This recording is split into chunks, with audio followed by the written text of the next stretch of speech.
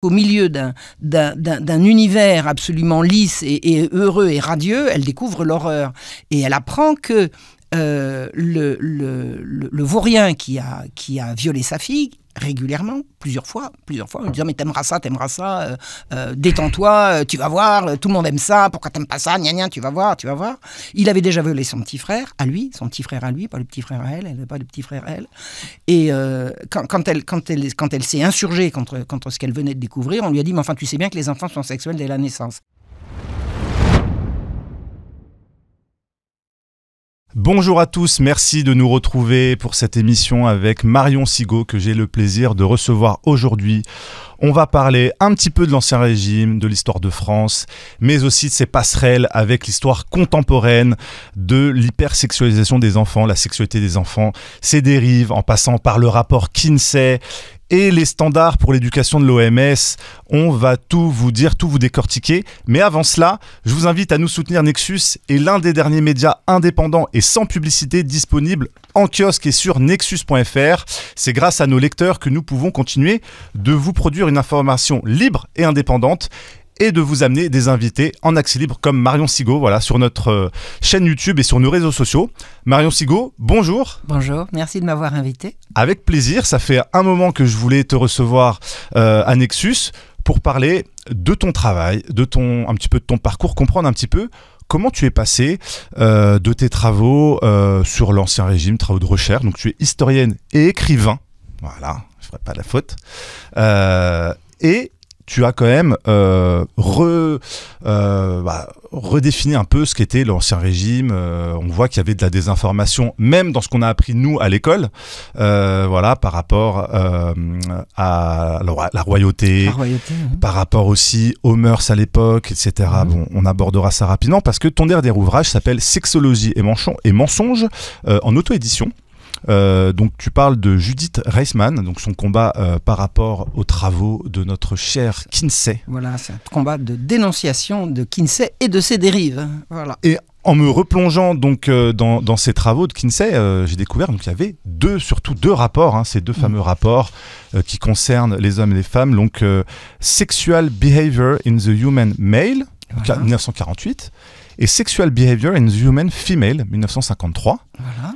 On va voir ensemble comment, de cette idéologie un petit peu particulière, on en est arrivé au standard de l'OMS. Aujourd'hui, on a ces tableaux bien faits, de 0 à 4 ans, qu'est-ce qu'il faut préconiser sur la sexualité des enfants.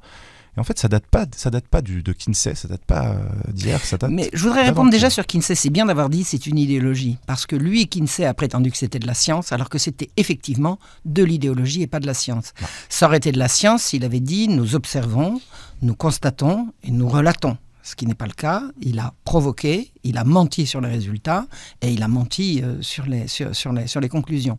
Alors, qu'est-ce que c'est que le rapport Kinsey sur la sexualité des hommes ? C'est un rapport qui a été fait à l'université de Bloomington, aux États-Unis, après qu'un entomologiste spécialiste des guêpes a été approché par des gens qui lui ont suggéré, comme il avait beaucoup d'entre-gens, qu'il avait beaucoup de bonnes relations avec ses collègues, s'il voulait faire une enquête sur la sexualité des jeunes et des gens qui l'entouraient. Donc il a laissé tomber les guêpes et il a organisé des interviews de quantité de gens à qui il a posé des questions horriblement intrusives, des questions qui mettaient les gens très très mal à l'aise. Et c'est le résultat de ces questions qui a donné, c'est les réponses à ces questions qui a donné le rapport Kinsey sur la sexualité d'abord des hommes et ensuite des femmes. Alors, ce qui est avéré pratiquement depuis le début, c'est que ces interrogatoires ont été largement truqués. C'est quelque chose qui a été relativement rapidement démontré. Le public qui répondait aux questions n'était pas représentatif, les questions étaient biaisées et on peut très bien imaginer que dans l'Amérique extrêmement pudibonde de ces années-là, parce que c'était plus que de la pudeur, c'était de la pudibonderie. Il y a des choses qu'on ne disait pas. Un journaliste anglais a raconté que c'est Tim Tate, il a raconté qu'il y avait un État aux États-Unis à cette époque-là où la loi interdisait de rire pendant qu'on faisait l'amour. Alors je ne sais pas si vous imaginez l'état d'esprit de l'Amérique. On a changé d'époque aujourd'hui. Voilà. Donc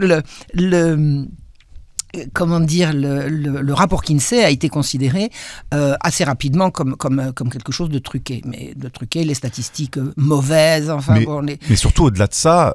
mais surtout, je voudrais terminer, il n'y avait aucune raison d'imaginer que les Américains pudibonds et pudiques comme ils étaient auraient répondu librement à des questions aussi intrusives et gênantes. Oui, là on est au sortir de la guerre, la Seconde Guerre mondiale. Exactement. Il franchit toutes les règles de la morale. Absolument.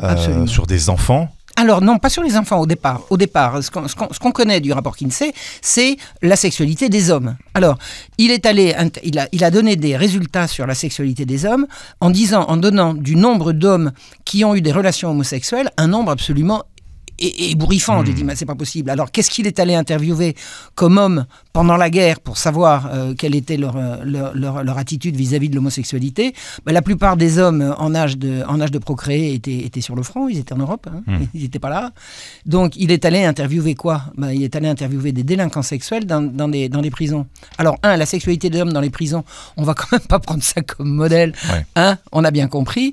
Et d'autre part, il est allé également interviewer des délinquants sexuels, c'est-à-dire des gens qui avaient été mis là pour... Donc, ils ne sont pas représentatifs. Ils étaient rien moins que représentatifs. Donc, il y a beaucoup de gens qui se sont permis de dire que ces données étaient truquées. Mais, il y a beaucoup de gens qui l'ont soutenu. Et dit, le rapport Kinsey, c'est important. Il donne de la sexualité. Il donne des Américains une image qu'ils ne connaissent pas d'eux-mêmes, qui les choque, mais qui est l'image de la vérité. Et c'est une approche, qu'il disait, scientifique. Alors, il a donné également des chiffres sur l'avortement.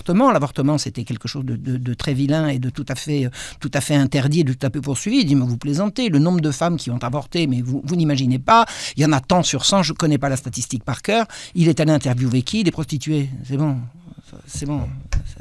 c'est n'importe quoi. C'est un peu biaisé. Oui. Donc, c'était totalement biaisé. Mais c'est pas ça qu'a découvert Judith Reisman. Oui, parce qu'elle était donc dans ce groupe, donc RSVP America.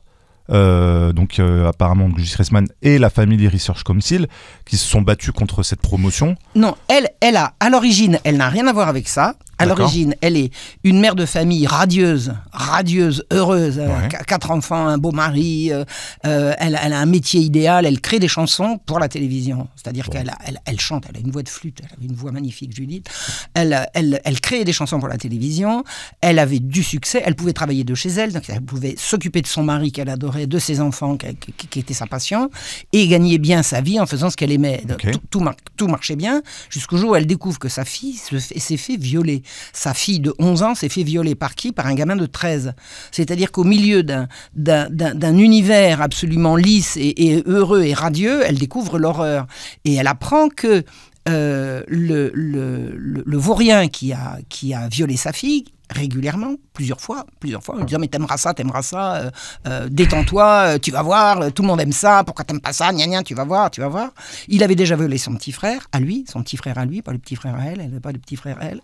Et quand elle s'est insurgée contre ce qu'elle venait de découvrir, on lui a dit mais enfin tu sais bien que les enfants sont sexuels dès la naissance. Elle savait pas ça. Elle avait pas entendu. Il y avait un chapitre dans le rapport Kinsey qui concernait les enfants. On va le regarder. Elle connaissait pas Kinsey à l'époque. C'est en 1966, elle ne connaît pas Kinsey, elle n'a jamais entendu parler, elle ne sait pas que les enfants sont sexuels dès la naissance, elle élève les siens, elle sait très bien que c'est pas vrai, et elle découvre l'horreur sur la chair de sa chair. Et elle est partie enquêter. Alors elle a quitté son métier, et elle est allée reprendre des études pour faire des études de communication. Pourquoi communication? Parce qu'elle a découvert que c'est en lisant Playboy que le Playboy de son père, le père avait toute la collection de Playboy, c'est en lisant Playboy que le gamin a été éveillé à la sexualité avec les gamines. Donc, elle s'est penchée sur le sujet, elle s'est rendue compte que toute la presse du sexe, prétendument pour la libération des mœurs entre adultes consentants, avait une dérive de plus en plus prégnante, de plus en plus odieuse, de plus en plus violente vis-à-vis des enfants. Donc, elle a repris des études en communication, pas en droit, en communication, pour aller étudier dans les médias, la communication c'est les médias, pour aller étudier dans les médias l'introduction au début délicate et de moins en moins délicate et de plus en plus violente et puis après complètement délirante du sexe avec les enfants. Et c'est comme ça qu'elle a découvert, alors elle a découvert Kinsey on lui a dit un jour, alors c'était pas tout de suite, elle n'a pas tout de suite compris que c'était Kinsey. Pour elle, son obsession, c'était de lutter contre Playboy et Hugh Hefner, qui lui rendait bien. Elle pouvait pas le voir, mais il lui rendait bien. Ouais. Et elle a découvert un jour qu'il existait un monsieur qui s'appelait Kinsey, qui avait théorisé ces choses-là. Parce que c'était un type qui n'était pas connu à l'époque. Kinsey était très très connu. Ah, quand même. Qu'est-ce qu'il faisait à l'époque?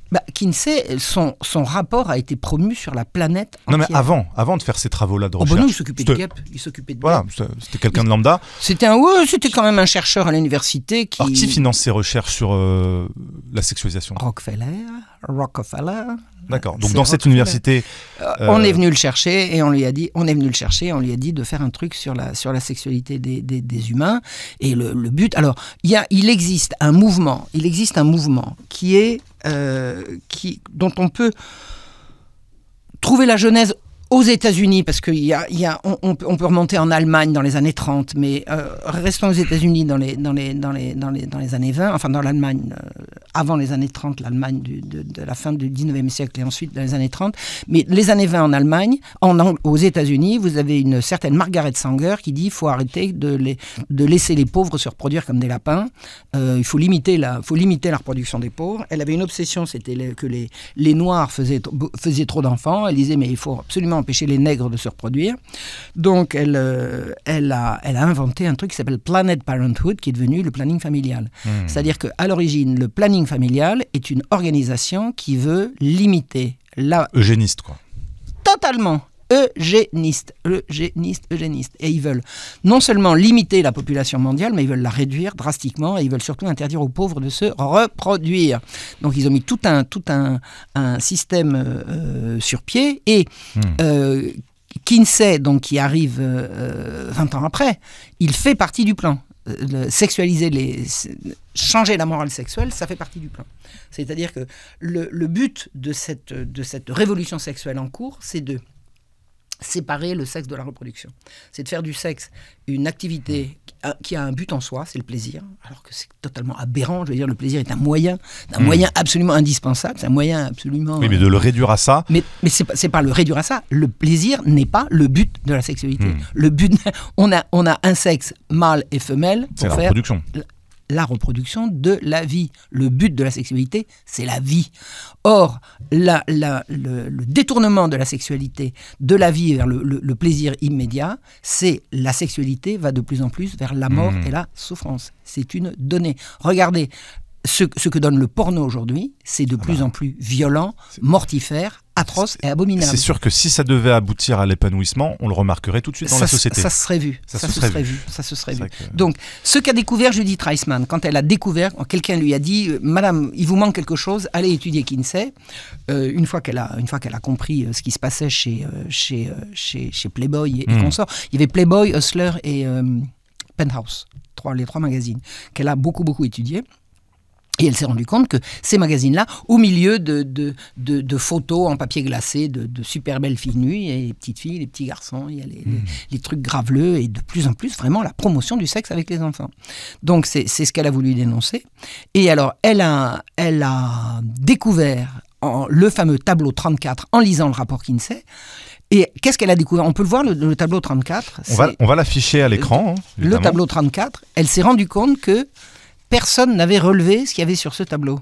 Elle s'est rendue compte, en lisant le rapport Kinsey, que Kinsey présentait des enfants entre quelques mois et 14 ans comme étant sexuels, c'est-à-dire étant capables d'éprouver de la jouissance, une jouissance, d'éprouver des orgasmes. Alors, comment il arrive à ce résultat, entre guillemets? Excellente question, c'est pas marqué dans le rapport.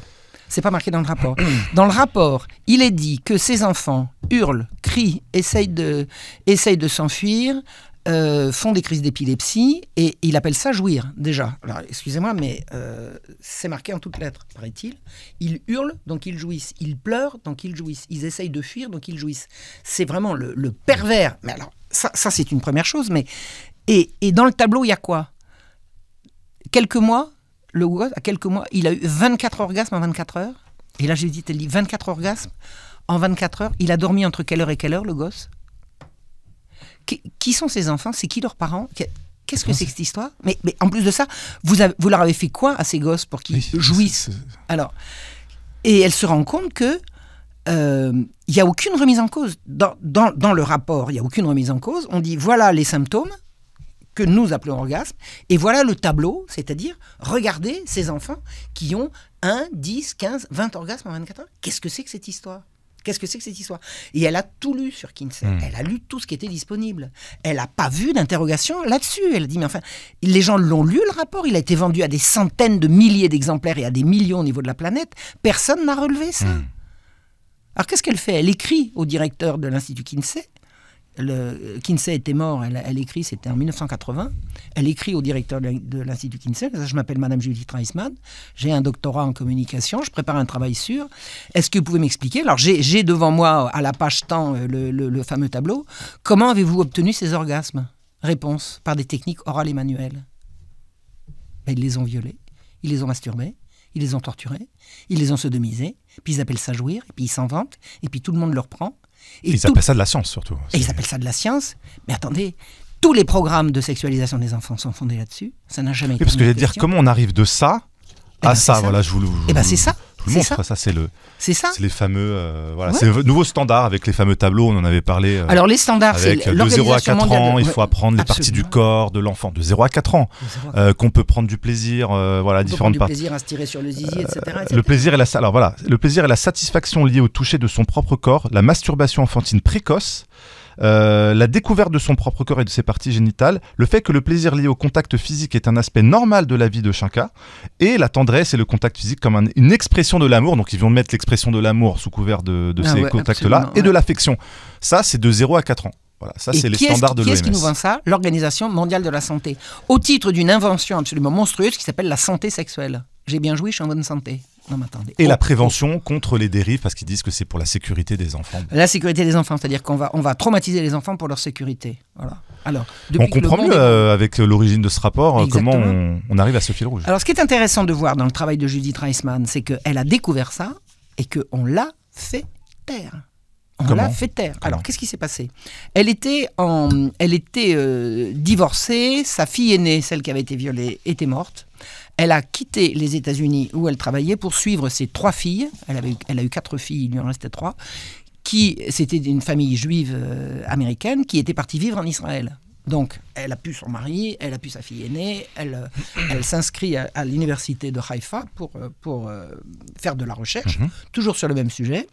Et elle suit ses 3 filles. Et à Haïfa, où il n'y a pas besoin de parler l'hébreu pour pouvoir faire des études en Israël, il suffit d'être bon en anglais, c'était son cas.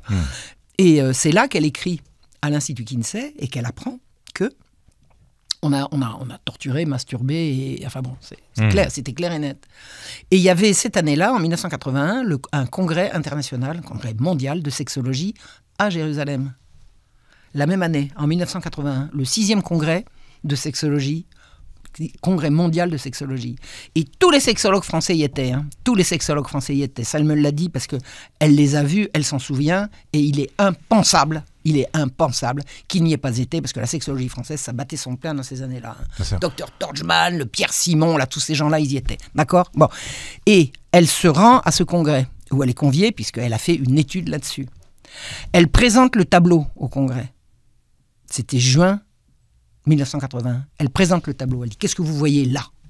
Ensuite, elle présente les commentaires de Kinsey, qui dit « évanouissement, etc. etc., etc. » Il dit « Mais, et voilà ce que m'a dit le docteur Gebhardt. » Donc, elle dénonce au congrès de sexologie que leur père à tous, parce qu'ils sont tous derrière Kinsey, leur père à tous est un violeur, un psychopathe, un pervers.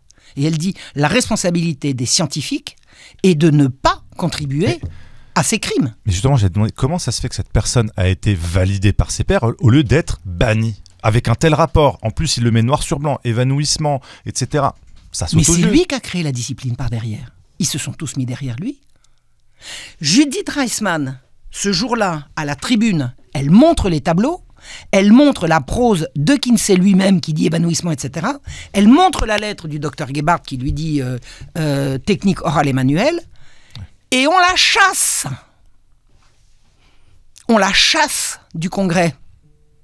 C'est-à-dire que tous les sexologues français, ceux qui nous ont inventé enfin bon, on y reviendra après, tous les sexologues français, ils y étaient. Il y en a combien qui ont fait en sorte que les travaux de Judith Reisman soient publiés en français? Zéro. Tous les sexologues français, tous les universitaires français qui se touchaient, qui se piquaient, pardon. Lapsus révélateur. Tous les psychologues qui se piquaient d'éducation, de protection de l'enfance, ils étaient tous au courant. Il n'y en a pas un qui a traduit Judith Reisman. Il a fallu attendre 20 ans de plus que Marion Sigaud, 40 ans de plus que Marion Sigaud se présente et qu'on la traduise. Si j'étais pas là, Judith Reisman n'aurait pas été traduite en français. Il n'y a aucun ouvrage en français sur... Non, si, sur elle, pas d'elle. D'accord. Elle-même, si, il y a eu un ouvrage en 2008 qui s'appelle Le zoologue violeur, qui reprend, qui est une traduction en français d'un ouvrage américain sur Judith. Mais de Judith, rien. Et à ce moment-là, elle était vivante, hein, elle est morte il n'y a pas longtemps. 2021, oui. Voilà. Donc, personne en France, il n'y a pas un éditeur qui a dit, madame... Parce qu'il y a un de ses ouvrages qui s'appelle Kinsey Crimes and Consequences, ou Kinsey Sex and Fraud, The Indoctrination of a People, donc l'endoctrinement des gens. L'endoctrinement d'un peuple. L'endoctrinement d'un peuple, c'est le peuple américain. C'est-à-dire qu'elle avait déjà perçu comme quoi c'était la base de l'idéologie.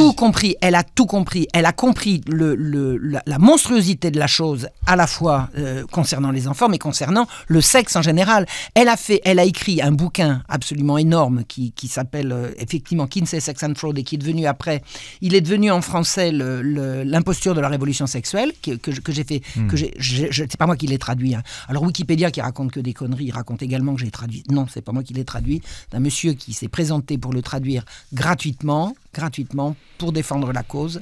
Et ce livre est paru en 2016 chez Contre-Culture. Et il est la première traduction. C'est parce que j'étais là, c'est parce que j'ai lancé l'appel, et c'est parce que Contre-Culture a accepté de le faire. Et on l'a fait venir en France, et voilà. Mais et tous ces psychologues là, ils n'ont pas lu, personne n'a eu l'idée de la publier. Alors on dit maintenant il faut publier Judith Reisman en français. Attendez, c'est fait. Et c'est grâce à qui? Non, mais c'est moi qui l'ai fait. C'est grâce à Bibi. Donc, ce que je veux dire, c'est que Judith, quand elle a lâché sa bombe devant tous les sexologues, c'est pour ça que mon livre s'appelle Sexologie et mensonges, c'est parce qu'on parle bien de ces gens-là, ils l'ont chassée et ils ont dit, parce qu'ils l'ont dit qu'elle était partie devant quelqu'un qui l'a entendue, celle-là, il va falloir la neutraliser. Et beaucoup d'argent a été dépensé pour la neutraliser. Elle est retournée aux États-Unis. Elle a été approchée par le ministère de la Justice. Elle a été approchée par des gens de la presse tout à fait sincères. Elle a été approchée par des gens absolument magnifiques alors, au ministère de la Justice, ils ont voulu faire d'elle une experte véritablement. Ils ont débloqué des fonds gigantesques pour qu'elle les aide parce que c'était pas que le ministère de la Justice, c'était le département de la protection de la jeunesse du ministère de la Justice qui ont dit: nous remarquons que les crimes sexuels contre les enfants sont en pleine expansion, et vous nous donnez une réponse. Voulez-vous travailler pour nous? Elle a dit oui. Et ensuite, les pressions sont tombées. Les pressions sont tombées sur le ministère de la Justice, sur l'université dans laquelle elle faisait ses études. Les pressions sont tombées de partout. Elle a été absolument ostracisée. Ça a été une horreur. On lui a retiré ses crédits, on lui a volé son travail, on lui a volé ses disquettes. C'est effroyable tout ce qu'on lui a fait. C'est effroyable. Et l'idée, c'était de dire, c'est une cinglée d'extrême droite qui se fait payer à lire des... Conservatrices, bien évidemment. Parce qu'en fait... Non, c'est une cinglée d'extrême droite qui se fait payer à lire des magazines cochons. Voilà, c'est ça, voilà. Une fois qu'on avait dit ça, on avait tout dit. Elle n'a pas ses diplômes alors qu'elle les avait, etc. Ouais. Diffamation. S'attaque au messager plutôt qu'au message, comme d'habitude. Mais parce que le but derrière, c'est quoi? C'est de pouvoir associer ces idées-là, ces idéologies de McKinsey. De Kinsey, oui. C'est presque pareil, hein. Kinsey, McKinsey. Oui, sauf que c'est pas le même. C'est pas le même, mais bon, c'est de la désinformation, pareil. D'associer ces idéologies-là à du progressisme, c'est ça. Ouais, c'est ça. C'est-à-dire que c'est de la modernité de pouvoir laisser les enfants exprimer des désirs. Mais si les enfants sont véritablement sexuels et capables d'orgasme dès la naissance, pourquoi les en priver alors que c'est pas vrai? C'est simplement pas Donc vrai. c'est encore une fois promouvoir la liberté, sous couvert de liberté. Sous couvert de liberté, c'est promouvoir la fin de la morale, mais ni plus ni moins. Ni plus ni moins. Comment les hommes peuvent-ils vivre ensemble s'il n'y a pas des règles, s'il n'y a pas une morale? La morale, c'est ce qui dit le bien et le mal.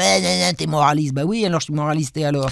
Mais c'est comme ça que fonctionne une société. Et c'est très simple. S'il n'y a pas de morale, c'est la loi du plus fort. C'est ça que vous voulez? On se disait avant de commencer l'émission, d'ailleurs, les règles, même si elles sont enfreintes, elles ont une nécessité. Elles ont une utilité. Elles ont la nécessité d'exister. Parce que même si les individus les enfreignent, au moins on sait qu'il y a une limite. Et effectivement, faire la promotion de certaines choses, là, ça devient dangereux. Et d'autant que, bon, là, je dirais que les règles sur la pédophilie ne doivent jamais être enfreintes. Et c'est d'ailleurs, en parlant avec toi tout à l'heure sur les origines un peu de tout ça, parce que toi, tu as beaucoup travaillé sur l'Ancien Régime. Absolument, oui. Moi, j'imaginais pas que ces questions-là étaient d'actualité à cette époque-là, parce que c'était pas d'actualité parce qu'on n'en parlait pas. Voilà. On n'en parlait pas. La pédophilie existait, elle a toujours existé, mais elle se cachait. Et j'ai découvert alors j'ai découvert plusieurs choses en étudiant l'Ancien Régime. D'une part, que le roi Louis XV aimait bien les petites filles. Alors, il ne les chassait pas.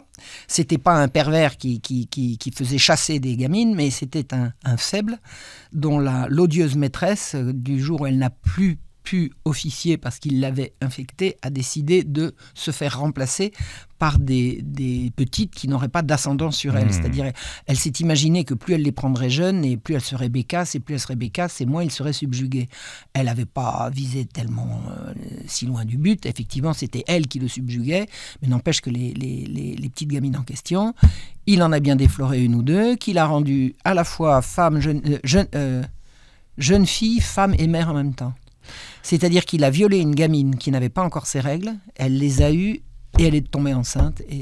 À une époque où quand même la règle divine, la règle de la religion, la règle de Dieu s'imposait sur les individus, il y avait quand même des dérives. Mais c'est une dérive que personne n'était censé savoir. Mais c'était caché. C'était totalement caché. C'était le secret le mieux gardé du royaume. C'était le secret le mieux gardé du royaume. Mais le secret le mieux gardé du royaume finit par fuiter. Il y a des choses qui fuitent parce que ces gens-là ont des domestiques, les domestiques parlent aux domestiques et on finit toujours par savoir la vérité. Et quand une vérité de ce genre-là commence à fuiter dans Paris, on allume des contre-feux, l'écoutez pas, c'est un fou, taisez-vous, ne dites pas ça, etc. Donc moi j'ai su par un ou deux ouvrages qu'effectivement il y avait une réalité dans le fait que le roi couchait avec des gamines hors d'âge, et je me suis demandé, alors au cours de lectures comme ça, de lectures estivales, j'ai toujours lu de l'histoire. Voilà. Avant de faire de l'histoire, j'en faisais déjà. Oui, parce que tu passes beaucoup de temps, tu m'avais dit, aux Archives nationales. Ah ben c'est depuis. À la BNF. C'est depuis, c'est depuis. Non, je parle du temps que je ne faisais de l'histoire qu'en lisant des romans ou des romans historiques. Il y a des bons romans historiques ou simplement des livres d'histoire sur des sujets qui m'intéressaient. J'avais été alerté sur le fait que, effectivement, Louis XV couchait avec des gamines que la Pompadour lui mettait dans son lit, d'une part, et d'autre part, je savais déjà, mais j'ai lu l'épisode, que en 1757, le roi a pris un coup de couteau dans le dos par un type qui n'avait aucune chance de s'en sortir. Un type qui attaque le roi, il est fichu. Enfin, c'est la mort à la fois la plus atroce, la plus longue et la plus infamante. Donc, c'est le type qui a fait ça, il savait qu'il perdait tout. Donc, je me dis, dans réflexe, il a forcément fait ça. Il a forcément ça fait pour une raison. On dit, il était fanatique. Alors bon, il était fanatique. Je commence à un peu étudier. Le gars s'appelait Damien, François Damien. Robert François, mais François Damien. Il dit, s'il est fanatique de quoi? Alors il y a qui disent il est fanatique de ci, d'autres qui est fanatique de ça. Alors le fanatique dont on ne sait pas de quoi il est fanatique, il y a quelque chose qui colle pas. Soit il était fanatique pour les jésuites, soit il était fanatique pour les jansénistes, mais il ne pouvait pas être fanatique des deux ou entre les deux. Donc je dis fanatique, moi ça ne me convient pas. Ça ne me convient pas. Je me dis, je sais que le roi couche avec des petites filles, parce que maintenant c'est avéré. Je sais que Damien est domestique et je sais qu'on peut savoir des indiscrétions sur ce qui se passe. Les secrets d'alcôve se divulguent de domestique à domestique. Oui. C'est comme ça passe dans la rue. Tic, tic, tic. Ils sont dans l'intimité des puissants. Ils sont dans l'intimité des puissants. Et ils sont extrêmement solidaires. Les domestiques, ils sont pas organisés en corporation comme les autres métiers, mais ils fonctionnent comme une corporation. Un domestique voleur sera rejeté de la communauté des domestiques. Ah oui, oui, oui. Alors qu'un domestique méritant sera soutenu par la communauté des domestiques. Donc, les mœurs du roi pouvaient avoir atteint les domestiques. Damien était domestique, donc premier truc. Et j'apprends que donc, il attaque le roi un soir de janvier 1757 et j'apprends que le Parlement de Paris, c'est-à-dire les juges, qui étaient en guerre contre le roi à ce moment-là, c'est ce qu'on appelle les querelles ecclésiastiques, le roi disait blanc, il disait noir, enfin bon, c'était...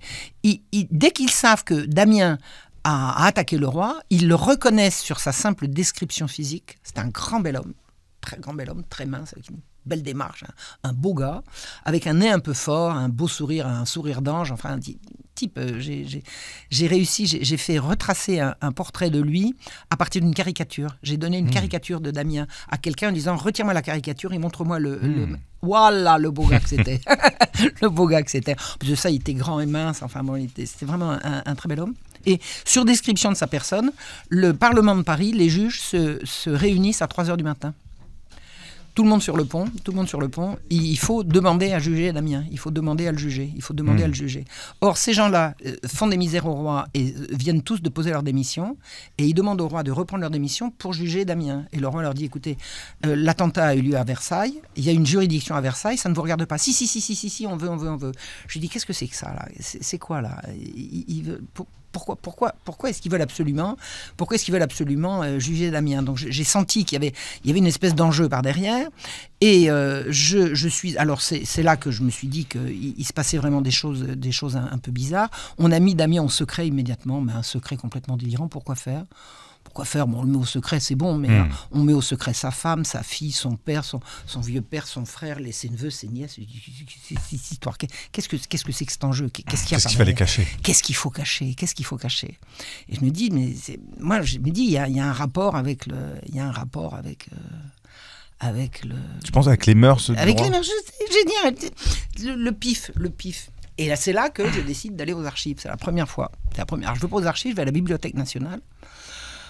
Comme j'avais déjà publié des livres, j'avais un accès à la bibliothèque chercheur. J'ai été reçu par des gens extraordinaires. Vous arrivez, vous êtes reçu dans un bureau. Voilà, je cherche ça, j'ai ça et ça et ça. On vous donne une liste. Voilà, vous avez la journée et on vous donne les bouquins. C'est extraordinaire. Le paradis des chercheurs. Okay. Paradis des chercheurs. Ça, vraiment, les bibliothécaires et les archivistes sont des gens étonnants que je salue et que je remercie pour tout ce qu'ils ont fait pour moi, pour tout ce qu'ils ont fait avec moi. Donc, je vais à la Bibliothèque nationale et je commence à lire tous les livres qui ont été écrits à l'époque. Et à un moment donné, je tombe sur un chercheur qui dit « Sa fille a été enlevée en 1750 ». Et il se trouve que j'avais une copine historienne qui me disait « Marion, sais-tu qu'en 1750, il y a eu des émeutes à Paris parce que la police raflait les enfants dans les rues ». Sous prétexte qu'ils cassaient les carreaux, etc., etc. En fait, ils raflaient les enfants et les parents ne les retrouvaient pas. Les parents couraient derrière, on disait qu'on les envoyait aux îles, on disait que, etc., etc. Il y a eu des émeutes extrêmement violentes à Paris en 1750 parce que la police enlevait des enfants. Et il y a eu des morts. Il y a un dossier gros comme ça, alors je l'ai vu après, je l'ai étudié après, le dossier en question. Et j'apprends en lisant le livre de cet historien, le jour où je passe la journée à la Bibliothèque nationale, qu'en 1750, sa fille avait été enlevée. J'ai dit, tiens, il n'y aurait pas de rapport. Donc ça pourrait être une vengeance de sa part. Et en tout cas, il y a un signe qu'il pourrait y avoir éventuellement il pourrait y avoir éventuellement un rapport.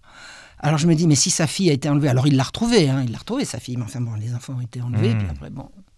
Mais j'ai dit, mais il y a peut-être un rapport alors. Alors j'en parle à une copine qui me dit, bah ma cocotte, tu sais ce qu'il te reste à faire maintenant, tu te lances, tu reprends tes études. J'ai repris mes études et j'ai pris comme sujet, une fois que j'ai eu ma licence, j'ai pris comme sujet de mémoire de maîtrise l'attentat de Damien et le rapport avec les juges. Et c'est là que j'ai découvert effectivement que dans le procès Damien, on a retiré tout ce qui touchait à sa fille. Tout ce qui touchait à sa fille. La fille, par exemple, sa fille, je vous donne sans entrer dans les détails, elle est arrêtée le lundi, premier interrogatoire date du mercredi. C'est pas crédible. C'est pas crédible. Les interrogatoires de ce genre d'affaires, c'est in situ. On vous arrête dans votre chambre. Le premier interrogatoire, c'est sur le gars, il sort son truc sur la commode. C'est comme ça. C'est in situ. Tout de suite. Et là, on l'a premier interrogatoire 3 jours après. Et dans les interrogatoires de Damien à la file, le premier interrogatoire, il date du lendemain.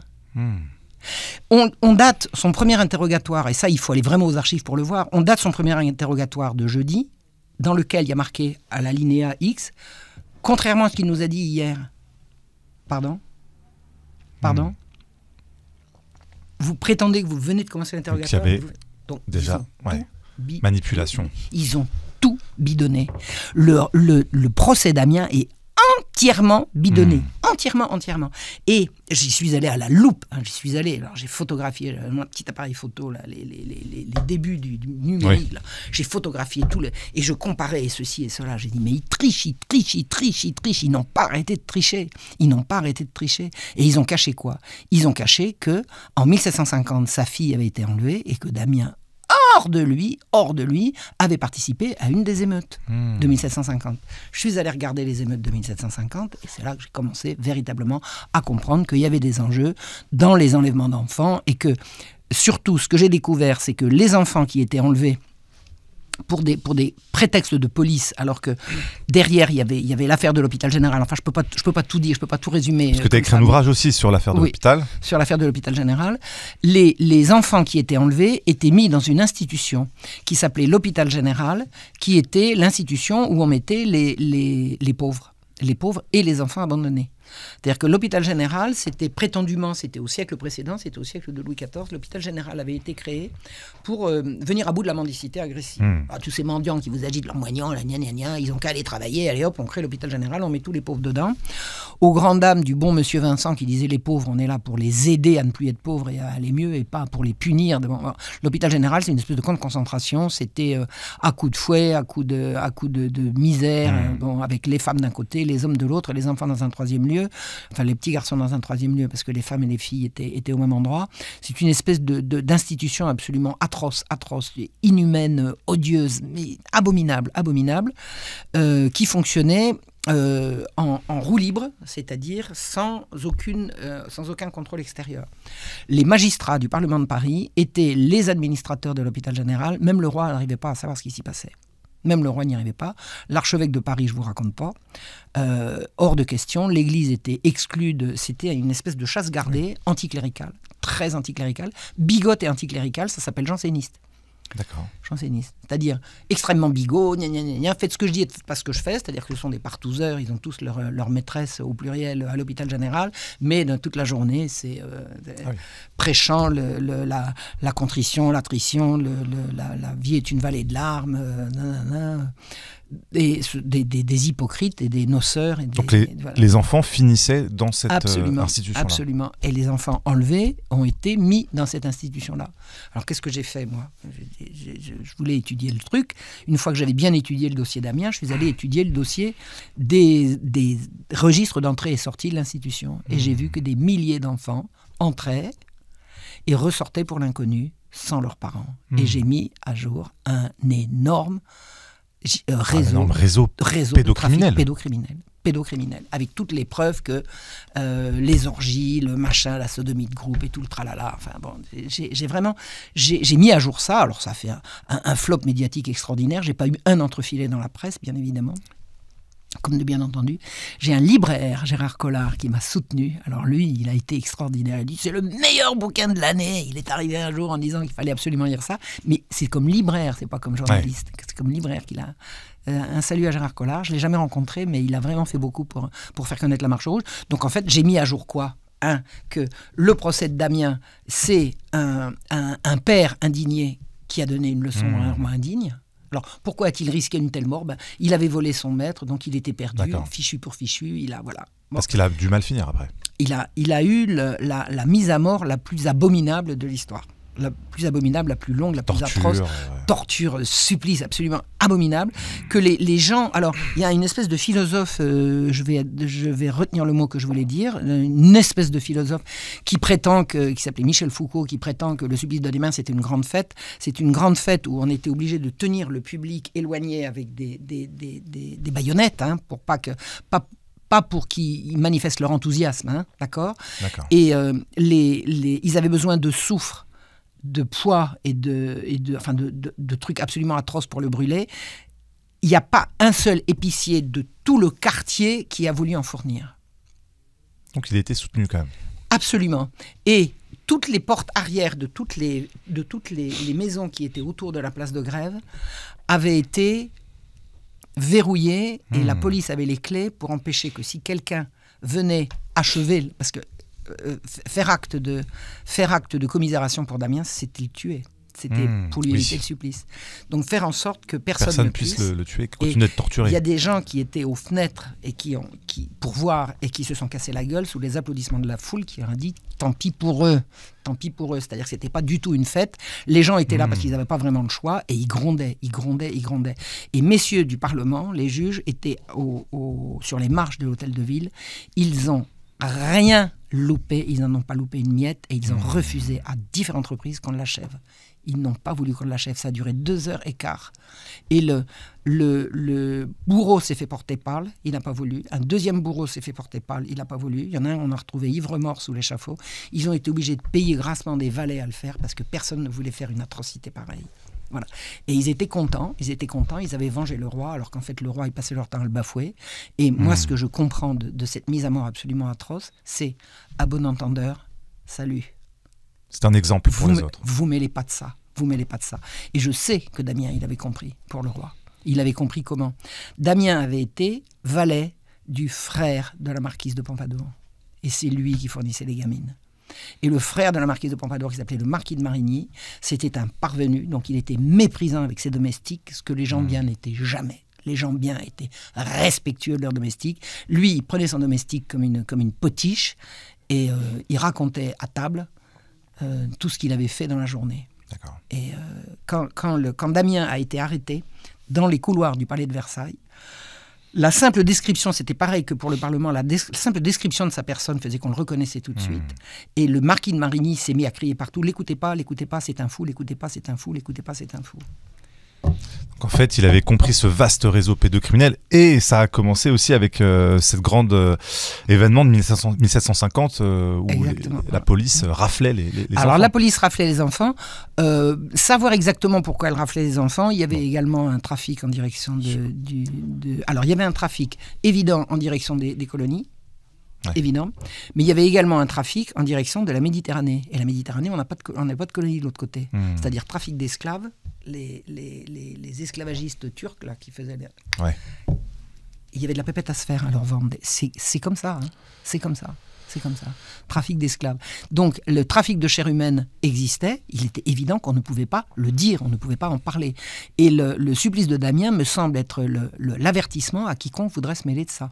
Alors c'est intéressant de voir comment de ces histoires dans l'Ancien Régime, par tes enquêtes d'historienne, tu as réussi à retrouver les sources, tu en arrives à t'intéresser à ce par quoi on a commencé cet entretien. Alors, je vais te dire le lien. Enfin, il y a un lien qui est tout à fait évident. C'est que l'hôpital général, c'était le lieu où on enfermait les pauvres et où on trafiquait les enfants. D'accord ? À la Révolution, qu'est-ce que c'est devenu ? Est-ce que ça a été dénoncé ? Non, jamais. Donc, c'était royal, façon de parler, parce que le roi n'avait aucune possibilité d'aller y voir. Dès que le roi a voulu nommer l'archevêque pour aller y voir, le Parlement s'est mis en grève. Enfin bon, ils n'ont jamais voulu personne aille y voir. Mais au moment de la Révolution, qu'est-ce que c'est devenu ce truc-là ? C'est devenu l'assistance publique. Et l'assistance publique, c'est devenu la DAS. Et la DAS, c'est devenu l'ASE. Et un crime qui n'a jamais été dénoncé, il y a une chance sur combien qu'il se soit arrêté ? Il n'y a jamais eu de dénonciation de trafic d'enfants officiellement dans ces institutions-là. Alors que régulièrement, vous avez des gens qui hurlent. J'ai passé, écoute, pendant que je faisais mes études, c'était au courant des années 2000, pendant que j'allais à Paris régulièrement. J'ai traversé un jour le couloir de Montparnasse. Le couloir de Montparnasse, il fait 1 kilomètre de long. Ça fait une espèce de grande voûte comme ça. Hein, tu connais le couloir de Montparnasse. Il y en a pour 1 kilomètre à peu près. Tout était tagué, depuis le bas jusqu'à l'autre côté, surtout. Crime à la DAS, sodomie à la DAS, pédophilie à la DAS, etc. Ça, c'est resté 2-3 jours. Il y a au moins 1 million de personnes qui ont vu ça. Puis après, on est passé à autre chose. Parce que qui peut dénoncer ça ? Qui peut dénoncer ? Il faudrait être dedans. Donc ça veut dire que la pédophilie institutionnelle, elle existait à l'époque de Louis XV. Elle a une filiation.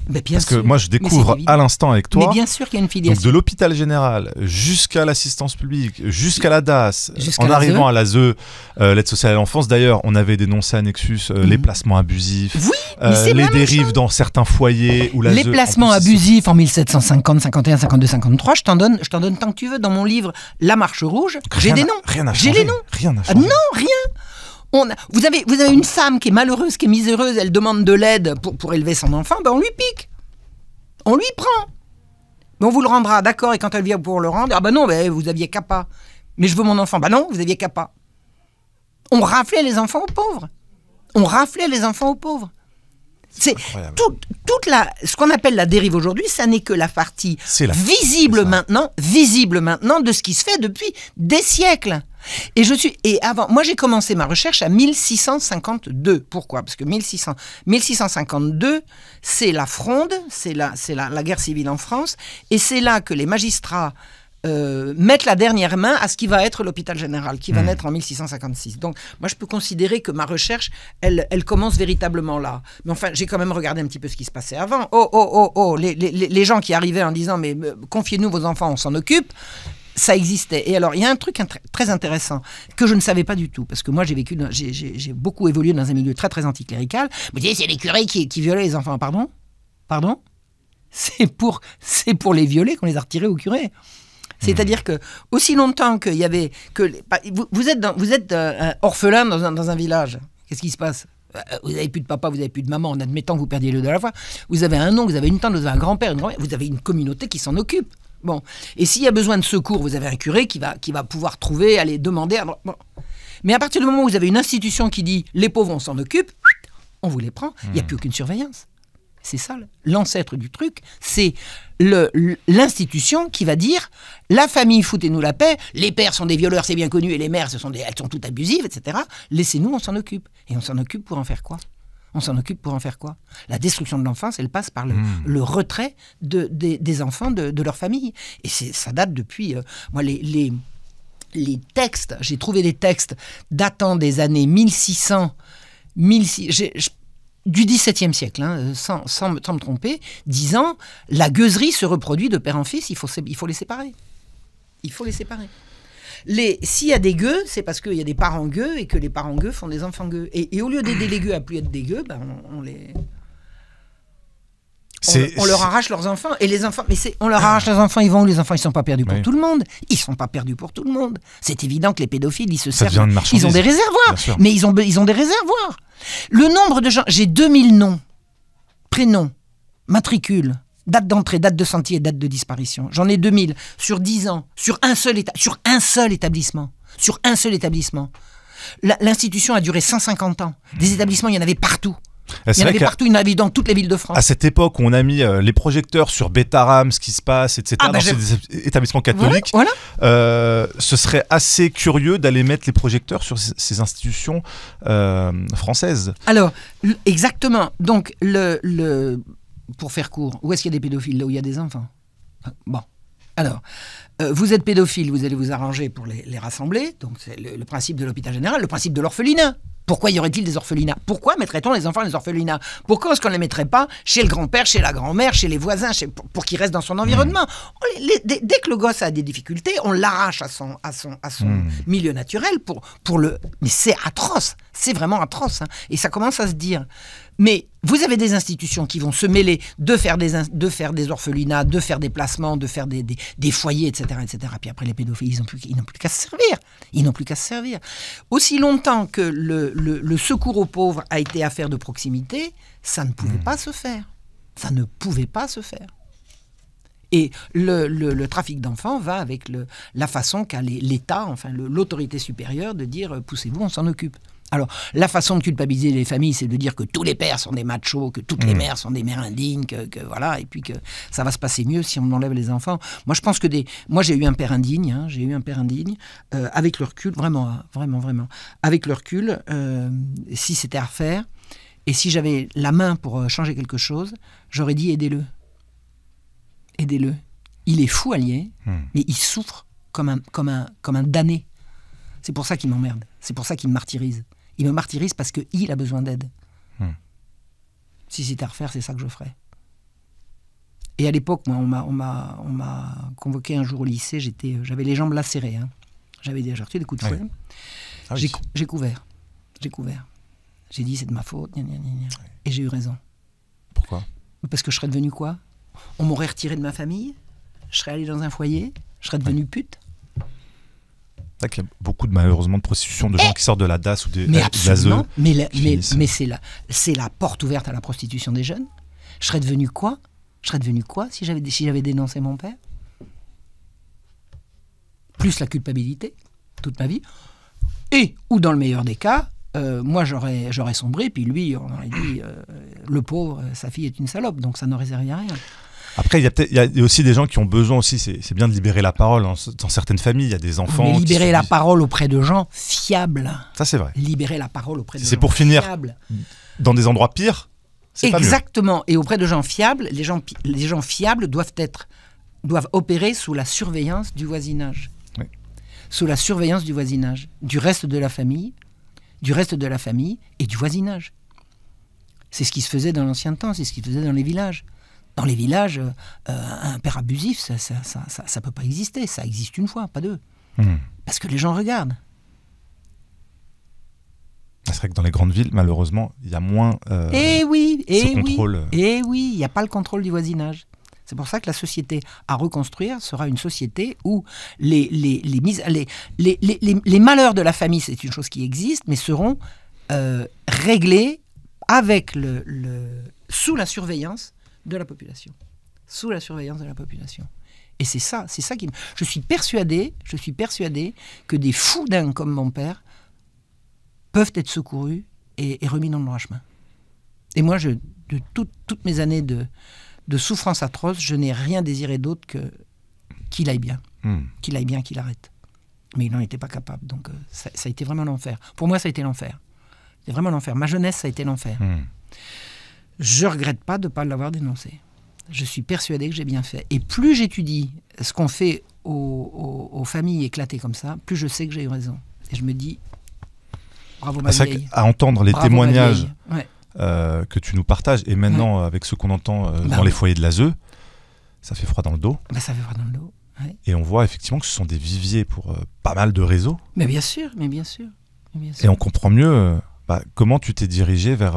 ces enquêtes-là, ces recherches-là, partant de l'Ancien Régime jusqu'à l'époque actuelle, presque rien n'a changé, sauf, c'est vrai, aujourd'hui, une espèce de décomplexion. Ouais, maintenant, depuis le rapport Kinsey... C'est moins tabou. Voilà, depuis le rapport Kinsey, maintenant, les pervers, parce que les pervers qui nous dirigent, les pervers qui nous gouvernent, je ne parle pas de ceux qui sont juste au-dessus de nous, je parle de ceux qui sont au-dessus de ceux qui sont au-dessus de nous, c'est-à-dire ceux qu'on ne connaît pas forcément, encore qu'on en devine quelques-uns, mais voilà.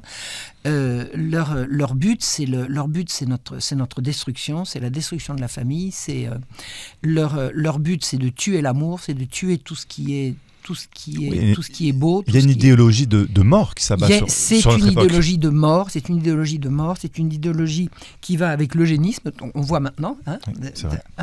Ça fait partie du plan. Et l'individu... détruire les enfants, et cette insouciance, et cette individualisation des enfants qu'on va séparer de la famille, de ce noyau, pour en faire des individus à part entière, des petits adultes qu'on peut manipuler finalement, comme plus facilement. Un gosse qui... Enfin bon, c'est effroyable. On peut faire ce qu'on veut, un enfant. C'est pour ça que normalement il doit être protégé. Il doit être protégé par son papa et sa maman. Il a besoin d'un père et d'une mère. Quand la révolution sexuelle s'est installée en France, parce qu'elle a éclaté en 67 avec la loi Neuwirth et puis après 68 avec la révolution sexuelle. C'est quoi la loi Neuwirth? C'est la légalisation de la pilule. Tu penses que là c'est un moment de bascule à ce moment-là? Oui, il y a une bascule. Pourquoi? Parce que c'est comme ça que ça s'est fait. La population résistait. Les Français n'en voulaient pas. Les Français ne voulaient pas du contrôle des naissances. Les communistes n'en voulaient pas et les catholiques n'en voulaient pas. Ça faisait le peuple. Le peuple n'en voulait pas. Mais les francs-maçons, ils en voulaient. Donc ils ont fait en sorte que ça passe. Ils ont fait un vote absolument scélérat au Parlement. Un vote anonyme. Ce qui est quand même scandaleux. C'est-à-dire que les gens n'ont pas eu le droit de savoir ce qu'avait voté leur député. Et Pierre Simon, qui était le grand maître de la Grande Loge de France, qui était vraiment à la manœuvre, il était tout fier, il dit c'est grâce à moi, gna gna gna gna, c'est grâce donc il s'en est vanté officiellement. Ah oui, il s'en est vanté. Et derrière, alors officiellement, la légalisation de la pilule, c'était officiellement pour éviter les avortements. Parce que l'avortement, c'est un crime, d'accord? Donc, les communistes ne voulaient pas, les catholiques ne voulaient pas, mais eux, ils voulaient absolument. Bon, on peut dire que ça part d'une bonne intention. Oui, enfin, c'est ce que ça prétend. C'est ce que ça prétend. Donc, ils ont dit, on va les forcer. On va les forcer. Donc, depuis les années 30, et puis après les années 40 et le début des années 50, les allocations familiales permettaient à une mère d'élever ses enfants à la maison. Plus il y avait d'enfants, plus il y avait d'allocations, et c'était un véritable salaire maternel. C'est-à-dire que c'était un complément avec énormément d'allègements, de charges, d'impôts, de transport, de cantines, etc., etc. On faisait en sorte que les familles payent le moins possible et qu'elles touchent le maximum. Plus ils faisaient des enfants. Et ils disaient non, faut arrêter de faire des enfants, faire des enfants, c'est horrible, c'est affreux et tout. Et les communistes disaient on ne libère pas les travailleurs en les empêchant de faire des enfants, mais en les aidant à les élever. Les catholiques disaient rigoureusement la même chose. Donc ils ont fait passer la loi Neuwirth, et juste derrière, ils ont lancé la campagne pour l'avortement. Et après l'avortement, l'avortement dans les cas de et après l'avortement jusqu'à postpartum, et puis après l'infanticide, je veux dire, on en est là, quoi. Et puis maintenant l'euthanasie, enfin il y a une politique de mort, il y a une politique de mort. Et la révolution sexuelle des années 70, moi j'étais dessous, j'ai vécu. Mes misères avec ma famille, c'était en plein dans ce moment-là. Moi j'ai viré dingue, j'ai viré complètement dingue. Je suis retombé sur mes pieds, bon c'est un autre sujet, mais je suis retombé sur mes pieds, mais j'ai vraiment frôlé la folie. J'ai vraiment frôlé la folie. Tu penses qu'à ce moment-là, c'est la famille qui a attaqué? Complètement. L'autorité du père. Le père devient un ennemi. Et mon père n'était pas mon ennemi. Il s'est comporté comme mon ennemi, mais il était mon père, il avait sur moi autorité, et il a su, à l'occasion, me protéger, et je lui en sais gré. Et je lui en suis reconnaissante. Et ma mère, qui était ménagère, elle était maîtresse de maison. Elle n'était pas femme opprimée qui gna gna gna gna gna, elle était maîtresse de maison. Elle dirigeait son Parce qu'aujourd'hui, c'est mal vu. Mais c'est la plus beau métier du monde. Une femme qui aime ça, elle est rayonnante chez elle. Moi, je discute de temps en temps quand je passe au supermarché avec des bocaux pour faire des conserves. Et puis la caissière, elle dit « Ah, j'ai plus le temps ». Elle achète des trucs tout faits parce que comme elle travaille, elle n'a plus le temps. Et je lui dis, et votre mère? Ma mère, elle faisait les petits pois, elle faisait les machins. On avait tout le potager de l'été, on l'avait en hiver. Et la maîtresse de maison, elle dirigeait son foyer, mais elle aimait ça. Et si elle n'aimait pas ça, elle n'a qu'à faire autre chose. Personne. Oui. En fait, glorifier la mère de famille, c'est pas l'obliger. Il y a un peu cet amalgame qui a été fait ces dernières années. Absolument. Et la dévalorisation des mères, la dévalorisation des femmes, la dévalorisation du foyer, tout ça s'est fait à coup de journaux, à coup d'émissions de télé, à coup de mensonges. Aller raconter qu'une femme qui élève ses enfants à la maison sera libérée si elle met ses enfants à la crèche et qu'elle va courir faire un boulot complètement crétin et mal payé à l'autre bout de la ville, je demande à voir. C'est pas vrai, c'est faux. Et pendant le même temps que l'enfant aille apprendre des choses crétines à l'école, la plupart du temps. Et puis qu'elle ne le verra plus. Qu'on n'aura plus de lien. Elle le laisse à la crèche. Il y a un truc très intéressant à voir, c'est que l'argent, ça c'est fait à partir de Mendes France que ça a commencé. La première touche, c'est Mendes France. Puis après, ça n'a cessé d'augmenter jusqu'à maintenant. L'argent qu'on donnait aux mères pour qu'elles élèvent leurs enfants, petit à petit, leur a été donné pour qu'elles les mettent à la crèche. C'est-à-dire que l'argent est toujours disponible. Ouais. Avant, c'était pour permettre aux mères d'élever leurs enfants. Et après, c'était pour leur permettre de Pour déléguer cette tâche à l'État ou à l'institution publique. À l'État, à l'institution sur laquelle elle n'a aucune prise. Une institution qui va lui retirer... Et c'est les témoignages de mères ou de pères, j'en ai également de pères, à qui on enlève leurs enfants sur des mauvais prétextes, c'est un cauchemar.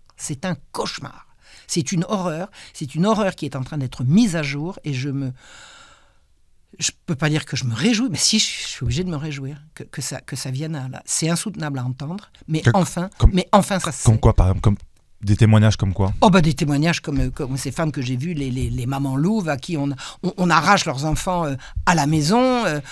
Oh mon Dieu! Et maintenant, ils veulent presque interdire d'accoucher à domicile, de faire l'école à la maison. Mais j'ai connu une dame, je sais pas, je l'ai connue, je la connais encore, je la vois régulièrement.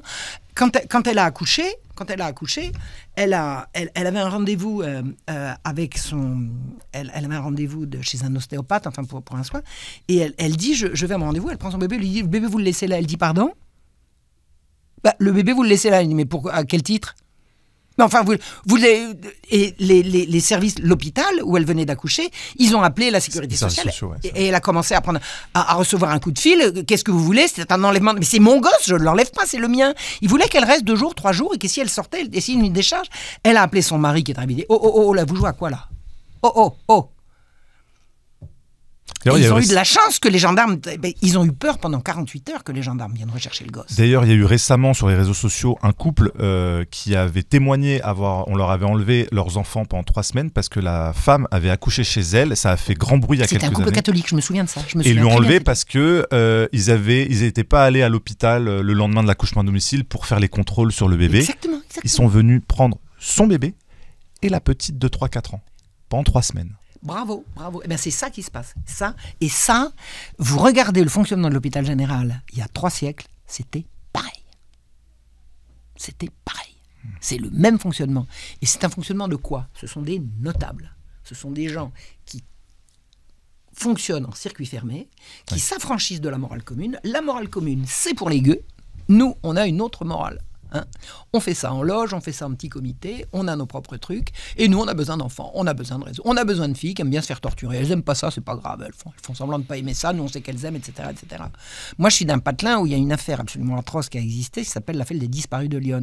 J'ai connu ça de l'intérieur, moi j'ai connu des témoins, mais vraiment de l'intérieur. C'est une abomination, c'est quoi? C'est des pauvres filles, on dit personne les réclame, alors on va pouvoir les torturer, les enlever, les violer. Non, mais pourquoi Mais puisque c'est beau, on aime ça. Tu as déjà entendu parler du marquis de Sade? Tu sais qu'il y a des gens qui considèrent que le marquis de Sade, c'est un philosophe, c'est un écrivain. On apprenait ça à l'école. Psychopathe. Il n'y a pas plus abominable que le marquis de Sade. On en a fait un héros. Incidemment, le marquis de Sade, pendant la Révolution, il était à la section des piques comme Robespierre. Mais ça ne veut pas dire qu'ils étaient copains. Oui. Ils étaient dans la même section. Bref, il y a une esthétique de l'atroce, il y a une esthétique de l'abominable, il y a une esthétique du sadisme, et ces gens-là nous gouvernent. Il est temps de les dénoncer. Je suis désolé, mais pour moi, faire l'amour, ça doit regarder l'amour et pas la mort. Et ils en ont fait une affaire de mort. Faire l'amour, c'est très agréable, c'est parce que le bon Dieu a bien voulu que la transmission de la vie se fasse par le plaisir suprême, pas pour la torture, la mort, Remettons les choses à leur place. Le sexe, on en a fait un enjeu public et un enjeu de société. C'est un enjeu personnel, privé. Lâchez-nous. C'est vrai. C'est bien résumé et ça explique beaucoup de choses dans notre époque, beaucoup de dérives et d'idéologies assez mortifères, mais qui malheureusement en Occident pullulent. On va dire. Ouais. Et Judith, elle avait tout compris. Elle avait absolument tout compris. En tout cas, je rappelle ton ouvrage Sexologie et mensonges en auto-édition, donc on peut retrouver sur Book Édition, c'est ça? Ouais, Book Édition. Donc n'hésitez pas. Ça fonctionne bien, Book Édition, ils sont sympas comme tout.